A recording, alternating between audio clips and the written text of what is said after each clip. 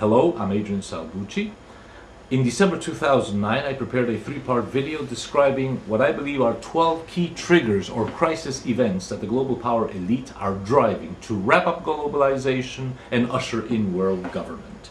Then, during 2010, I made several updates of that original 2009 video. Today, I want to share further updates because unfortunately my forecast of 15 months ago seems pretty much on target. First, let me recap on those 12 dynamic triggers that interact, resonate, and are consistent with each other, acting as a flock of black swans. Truly, the whole is far, far more than the mere sum of their parts. First trigger, global financial collapse, which leads to the second trigger, deepening economic crisis, which causes the third trigger, growing social upheavals. Then we have fourth, artificial pandemics and intelligent viruses, that's on the way. Fifth, artificial environmental crises, global warming, natural quote-unquote phenomena. Sixth, false flag terrorist mega attacks, a big one is on the way. Seventh, generalized war in the Middle East. Eighth, a Chernobyl-style nuclear accident. Eighth, the assassination of a very, very important political or religious figure for the entire planet. 10th, beating up of rogue states. 11th, a staged holographic religious event. And 12th, a staged holographic space alien contact. Now you will see that whether conceptually or in their foreseeable results, all of these triggers have one thing in common. They generate crises and problems that overwhelm all sovereign nation states, including the United States of America, thus justifying the need for world government. Today I will be addressing triggers 1, 2, and 3, which are closely linked, and I will be putting red flags, red alerts on numbers 7, generalized war in the Middle East, number 8, a nuclear so-called accident, and number 10, beating up of a rogue state. But before, let's recap on why they need to wrap up globalization. And let's begin by asking ourselves, what exactly was globalization? At the end of the bipolar World War II world, globalization represents the 20 years that the global power elite needed to consolidate full private power control over 4 key areas. First area, control of people. All-pervading technological infrastructure was set up to enable the rich and powerful to wield truly global societal, psychological warfare, electronic control over people. The internet, cellular telephones, PCs, laptops, 800 TV channel television, RFID, radio frequency identification chips, data processing, mass surveillance cameras, mass data storage, satellite communications, complex mass psychological warfare, tactics, etc. Second key area, control of nations. Through so-called democracy, they've set up a system of caretaker governments in most every country in the world. In other words, national CEO-like presidents and prime ministers and legislators that are all previously identified, screened, chosen, trained, and finally, when they are ready and trustworthy, they are catapulted through money power and campaign financing to top executive jobs and posts in the executive branch and in the legislative branch. Thus, democracy, this brand of democracy, has hijacked Republican institutions, subordinating political action to private money interest. Thus, they have promoted and achieved generalized deregulation of the economy, destructive state reforms, privatization, erosion of national sovereignty piece by piece in country after country, as Richard Gardner from the Council on Foreign Relations predicted in April 1974. This all led to the fourth key area, control of resources. The global power elite took over the remaining state-owned companies and entities in countries like my own, Argentina, rechanneling those entities' revenue flows instead of going into the nation state to go to the private corporate superstructure. They got full legal backing and preps from the very caretaker governments that they themselves financed into power. It's perfect. And fourth key area, control of industry on a global basis. Through the breakdown of national borders on the economic, financial, industrial, political, and social fronts, they imposed interdependence, which was presented by the mainstream media to public opinion as the best thing that could happen to mankind. Interdependence made the entire global system far more vulnerable and far more controllable from centralized global power structures. Cars built in Europe nowadays have US-made engines and have their electronics coming in from Japan. To add insult to injury, in their greed to outsource inventory space, improve cash flows, reduce staff, the just-in-time concept was introduced into all industries, which brings the parts and components stock inventory thresholds dangerously close to plant shutdown. Often, plants have just 48, maybe 72 hours of inventory to build cars or television sets or whatever. So, when an earthquake, tsunami, and nuclear crisis hits Japan, for example, plants all over the world are forced to shut down because of lack of key components. Now, these goals have been achieved through globalization. Today we see the weakening and demise, actually, of the key processes and concepts associated with globalization, which was very haphazard, horizontal, cross-border, and even a chaotic system, and their rebirth under new formats, suitably retooled and re-engineered to support world government goals, processes, and institutions. Let's now update 6 of those triggers. First, the global financial collapse. Through the Federal Reserve Bank's quantitative easing 1, quantitative easing 2, and soon to come quantitative easing 3, we are seeing how the US dollar is being hyperinflated. We will soon have the controlled collapse of the dollar through hyperinflation, of the euro through a breakup of the monetary system, and this will be replaced by a coming global currency, gold-backed, controlled by global entities that might even be called, for cultural reasons, a dollar, a global dollar. And look at it. Whilst everything was done to favor and to help out the Goldman Sachs, the JP Morgans, the Citicorp, the HSBCs, neither Obama nor anybody, nor the G20, nor the G8, nor any politician took one single measure to help the people. Only billions and trillions of dollars to bail out the banks. I strongly recommend you watch the movie Inside Job by producer Charles Ferguson that describes this marvelously. He actually got an Oscar a few months ago. Second, this leads to the second trigger, deepening economic crisis. We're seeing this in the European Union. First it was Iceland, then Greece, then the United Kingdom, France, even Germany. Now it's Portugal, soon to come, Italy, Spain, state of New York, the state of California, North Africa, Latin America. This is all worsened by growing natural and man-made disasters, which leads to number 3, growing social upheavals, especially through psychological warfare tactics, as we have seen in North Africa and the Middle East. The economic instability, fear, natural disasters, war, everything leads to growing social upheaval and suffering. 7th trigger, a war in the Middle East. Regime change is definitely on the drawing board, on the global power elite's drawing board in North Africa and the Middle East. They want to see all regimes changed and replaced by what Hillary Clinton called, just before she went to visit Egypt, the kind of democracy that we want to see, quote unquote. And the type of democracy that Hillary wants to see is so-called democracy, which is totally subservient to money power, and the best way to control any nation is through a democracy that is controlled and subservient and subordinated to money. So you have the best democracy money can buy. Money is not democratic, so that's no democracy whatsoever. Added to this, the double standards with which the whole problem in the Middle East was focused, and in North Africa. Friendly regimes, Egypt, Saudi Arabia, Bahrain, Tunisia, Kuwait, Oman, they are rather hands-off.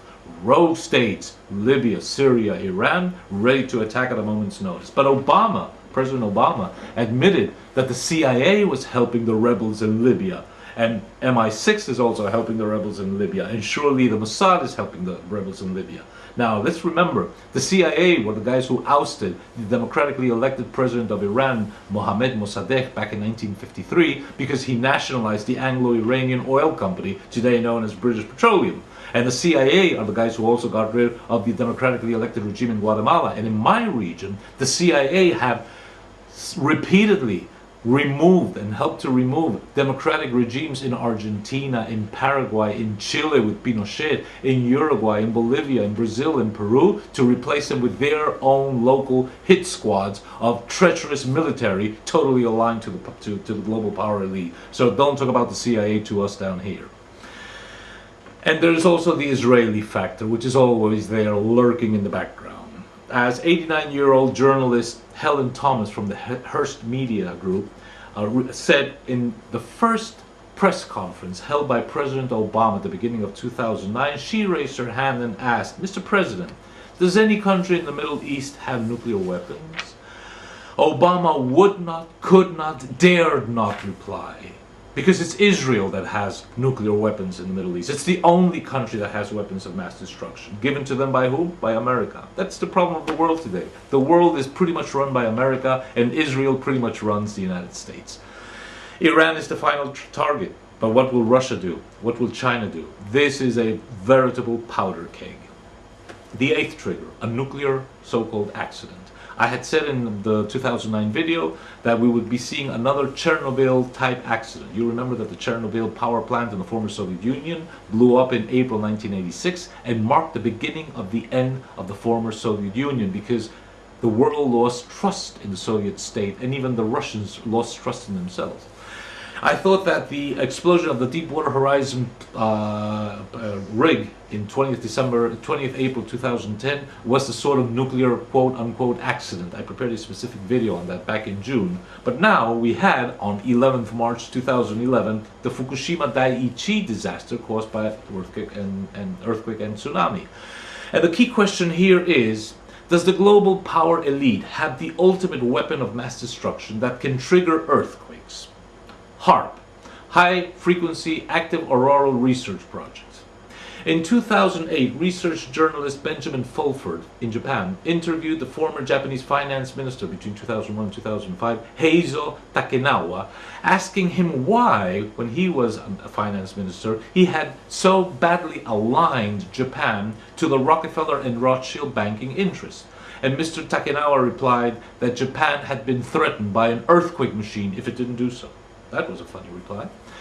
Now, HAARP consists of a series of very high power, billions of watts, radio transmitters located in the Alaskan hinterland, run by the United States Air Force and the United States Navy, feeding high gain, very directional antenna arrays that emit radio beams into the ionosphere with extremely low frequency modulation. These beams reflect off the ionosphere and can be made to hit land anywhere on Earth. It can be construed that although HAARP cannot actually create earthquakes wherever they want, it could very well trigger earthquakes that are ready to happen by delivering a very powerful radio beam with extremely low frequency modulation to them at a very low frequency, synchronized with the natural resonance frequency of a specific tectonic plate that can either be discovered or it can even be found by trial and error until it finally moves. This may be what occurred in China, in Haiti, and in Chile with their terrible earthquakes in 2009, and now in Japan.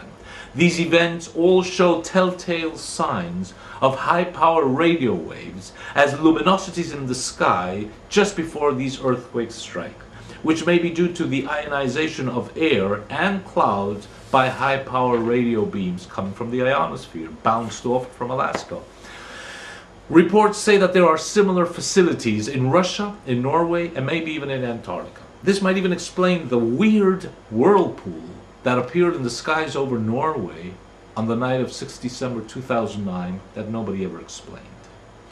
And these are not just imaginations. There is an official European Union parliamentary document dated 9 February 1998 that reads as follows, and I quote, HAARP, by virtue of its impact on the environment, is considered to be of global concern and calls for its legal, ecological, and ethical implications to be examined by an independent international body before further research and testing are carried out. The European Union regrets the repeated refusal of the United States administration to send anyone in person to give evidence to public hearings or any subsequent meeting held by competent committee into environmental and public risks connected with HAARP. That was 13 years ago, and that was many billions of watts ago, because in the meantime all of these facilities have been upgraded, strengthened, and made much more precise and dangerous. Are we confronting the ultimate weapon of mass destruction that can create earthquakes at will against different countries? 10th trigger, beating up of a rogue state. The flagrant attack on Libya by France, the United Kingdom and the United States is grossly illegal and double standard, because the Saudi invasion of Bahrain that took place almost at the same time was never a reason for complaint from France, Britain or the United States, for the simple reason that they are friendly regimes and that Bahrain houses the United States' Fifth Fleet for the Indian Ocean. But the question is, who's next on the hit list? Syria? Venezuela? Iran? North Korea? What would the casus belli be, the cause for war, conveniently supported by the mainstream media? We must understand that this is not something that is being done to the world by the people of the United States, the people of the United Kingdom, or the people of Europe, or the European nations. These are not public national powers doing this. This is a global private power organization wielded by very, very tiny but immensely powerful groups who have no nationality and have no flag. Cosmopolitan groups who have always believed that the whole planet belongs to them and that they can do pretty much what they want with it. Key organizations drive their secret, discreet, covert, illegal, often, projects and affairs. They are embedded deep inside all governments, especially the United States, Britain, the European Union, and the State of Israel. It's the global industrial, financial, military infrastructure or establishment about which President Dwight Eisenhower warned in his farewell speech in 1961, and about which also President John F. Kennedy warned repeatedly during his short administration. It is organized and planned by key think tanks like the Council on Foreign Relations, the Trilateral Commission, the Royal Institute of International Affairs, the American-Israeli Public Affairs Committee, the Bilderbergs, and other organizations. Its militant arm, its hit squads, are a network of intelligence organizations centered on the CIA of the United States, MI6 of Britain, and the Mossad of Israel. It is a dark area with boundless resources, coming from drug dealers, arms dealers, organized crime the world over. They are just too powerful to stop with normal means. Soon I will give you in another video some specific tips on how we can all fight back. Thanks for listening.